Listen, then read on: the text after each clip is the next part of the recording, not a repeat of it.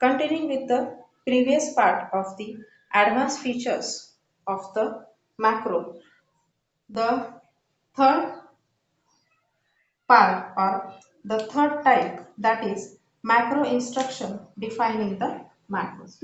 What is the third part? Macro instructions defining the macros. Okay, means it is again macro within macro. Okay, what does it means?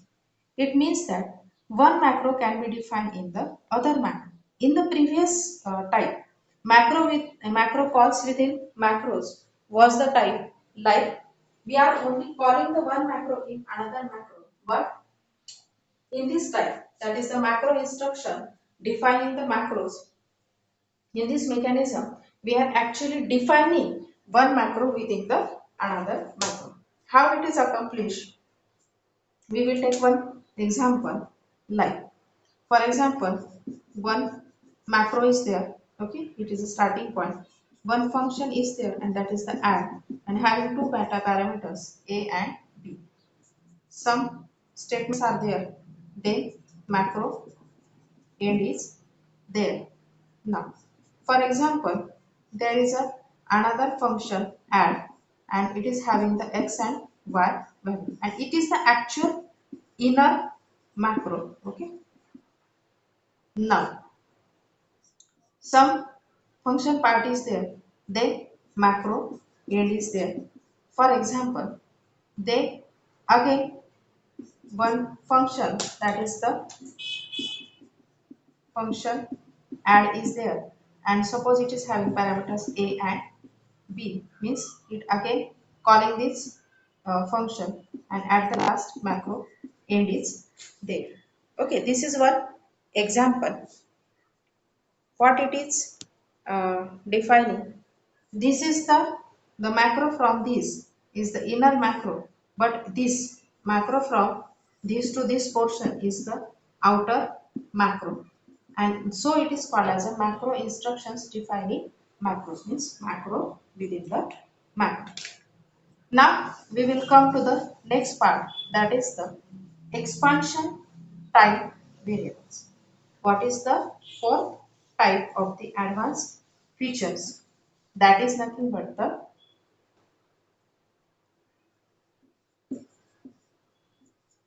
expansion type variables. Okay, what does it actually means? We all know that there are two types of the variables. First one is the local variables and second one is the global. Local means limited to that function and global means open to all. Okay, we all are knowing very much about these two. So local variables and global variables can be declared within the macro definitions. We can assign values to the variables using the SET, means set instruction. Now, how to give the notations or how to define these different uh, variables. For example, LCL is nothing but the local variable, then GBL is nothing but the global variables, and SET is nothing but the statement. These are the some shortcuts used for these variables. When there is a LCL, local variables will be called. When GBL is there, global variables are called, and when there is a set, the statements are called. We will take one example and try to study from that point of view. Suppose it is a LCL, means from this we are getting the idea that C and Z are the local variables. GBLA means A is nothing but the global variable. C set A. We have to state the statement A with A. So C, Z are the local variables, A is a global variable and value of A is assigned to C. This is all about the expansion time variable mechanism. Now continuing with this same advanced features, we will take another type that is nothing but the default parameters. Okay. What does this default parameter means? The right hand side arguments may have defined values.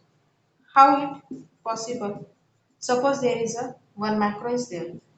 Add is a function. Ampersand a is a variable and ampersand op from the previous point of view it is the keyword parameters. It is having the value add. For example, one macro end is there. So in this example, when no any value for OP is specified, the default value will be add. And if you will specify, means for example, you will call add, specify the value like x, and then for this we will call mult.